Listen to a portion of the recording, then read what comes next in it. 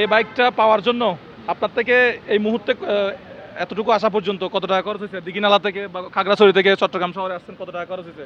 কোনো টাকা পয়সা কি না, লাগছে না, এই বিষয়ে? কোনো টাকা পয়সা এমনিতে নিজের পকেট থেকে কত টাকা খরচ হয়েছে কালকে? আমার এই পর্যন্ত আপনি তো কালকে মনে হয় কালকে কতটা বাজে খাগড়াছড়ি থেকে চট্টগ্রামে রওনা দিয়েছেন? কালকে মেরুন থেকে আমার বাড়ির থেকে রওনা দিয়েছি, তখন আপনার 11:30টার মতো বাজে।